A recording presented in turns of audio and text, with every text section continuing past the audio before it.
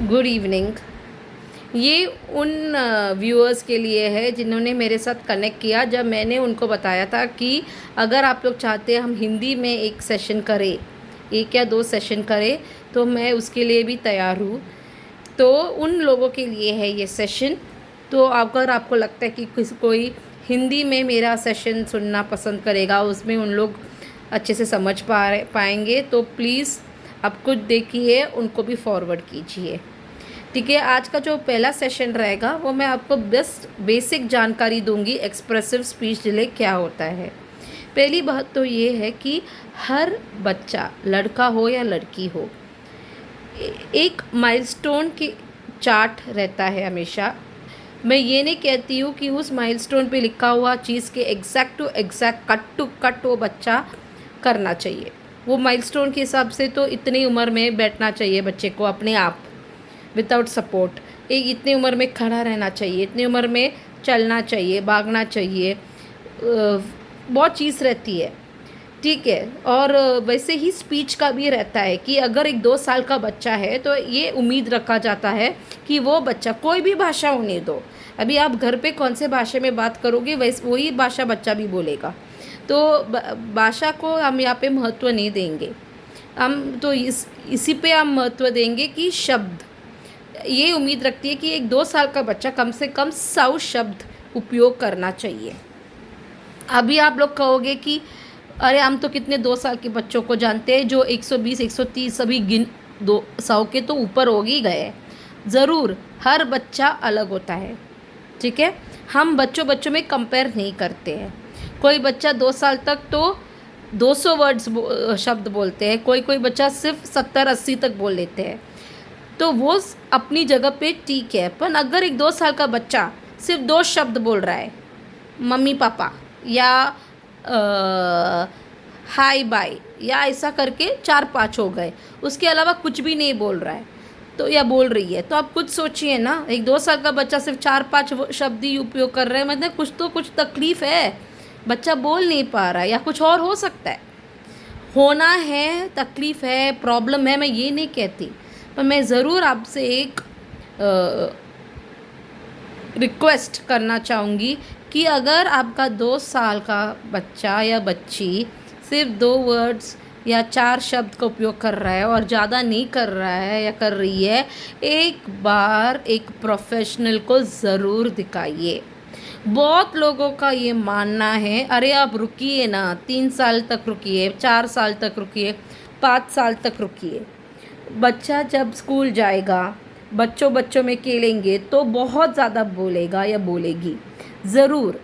पर ऐसा अगर होगा तो सबको खुशी होगी कि कौन माँ बाप ऐसा चाहेगा कि अगर नेचुरल, मतलब स्कूल जाने से या दोस्तों के बीच में बैठने से अगर बच्चा बच्ची बात कर रहे तो बहुत बढ़िया है, हर कोई चाहता है। पर अगर वो बच्चे में एक तकलीफ़ है कि कितना भी स्कूल भेजाए, कितना भी बच्चों में बिठाए, फिर भी वो बच्चा बच्ची इतना नहीं बोल पा रहा है, तो आपको नहीं लगता है कि जितना जल्द हो सके एक प्रोफेशनल की हेल्प लिया जाए। और अगर प्रोफेशनल ने असेसमेंट करके बताया कि एक्सप्रेसिव स्पीच डिले है, तो हमें थेरेपी तुरंत चालू कर लेना चाहिए।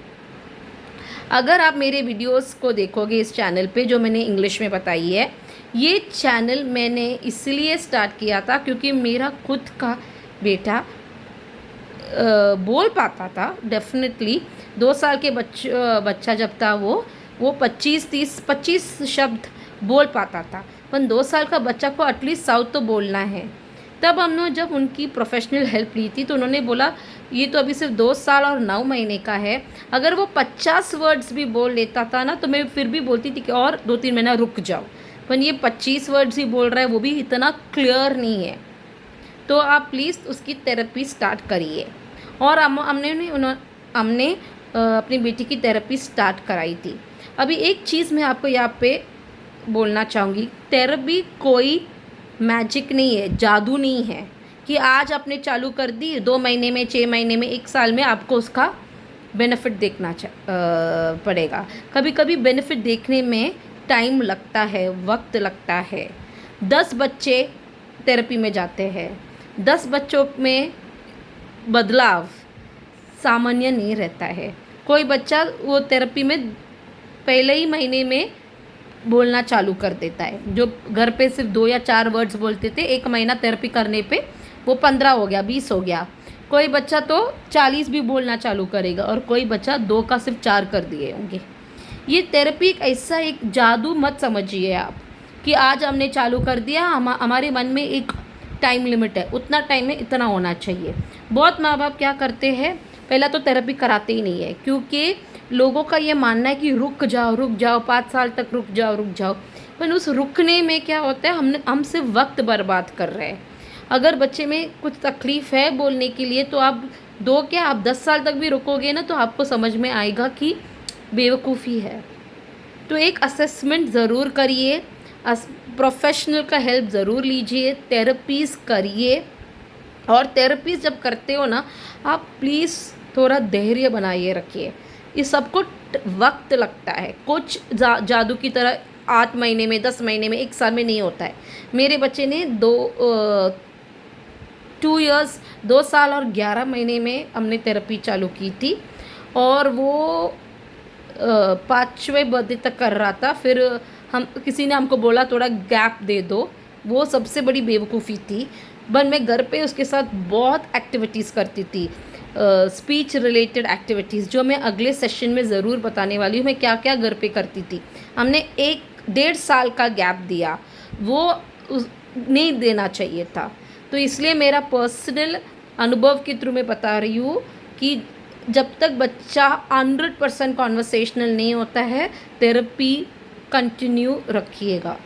मेरा बच्चा भी बहुत बोलता है, ये महीने से हमने उसका बंद कराया है। वो एक्चुअली पिछले 1 साल से बेसिक वर्ड्स के लिए नहीं जाता था, वर्ड्स तो वो पिकअप कर चुका है। आई लैंग्वेज स्किल, जैसे आप लोग स्कूल में कॉम्प्रिहेंशन बोलते हैं, एक बड़ा सा एक पैसेज रहेगा, वो पढ़िए, उसका क्वेश्चंस देंगे, उसका क्वेश्चंस का जवाब देना होता है, उस लेवल का थेरेपी हम उसको दे रहे थे। अभी ये महीने से हमने उनके प्रोफेशनल के कहने पे हमने 6 महीने का गैप रखा है।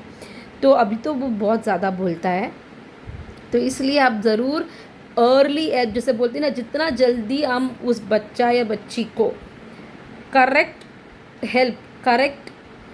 थेरेपी देंगे बच्चा के लिए, बच्ची के लिए, वो उतना ही अच्छा होगा। ठीक है। और यहाँ पे उनको तोते की तरह नहीं बनाना है, जो हम तुम्हारा नाम क्या है बेटा, मेरा नाम ये ऐसा नहीं बनाना है। बच्चा जब बोले तो वो खुद सोच समझ कर बोले कि मैं क्या बोल रहा हूँ, मैं क्यों बोल रहा हूँ, सामने वाला क्या क्वेश्चन कर रहा है, उसका क्या मतलब है, मुझे क्या बोलना चाहिए, सब सोच समझ कर बच्चा बोलना चाहिए। ऐसा ही हमको अपने बच्चे को करना होगा। तो प्लीज़ पहला सबसे जो ज़रूरी बात है, एक असेसमेंट लीजिए। अगर आपके मन में थोड़ा सा भी शंका हो कि बच्चा बोल नहीं रहा है, बच्ची बोल नहीं रही है, उम्र बढ़ रहा है, हर बाकी सब में अच्छी है, खेलने में, खाने में, कूदने में, हर चीज़ में, उनसे बोलने में कोई दिक्कत है, तो प्लीज़ एक बार ज़रूर एक स्पीच थेरेपिस्ट से मिलिएगा, या तो एक डेवलपमेंटल पीडियाट्रिशियन डॉक्टर से ज़रूर मिलिएगा। Thank you.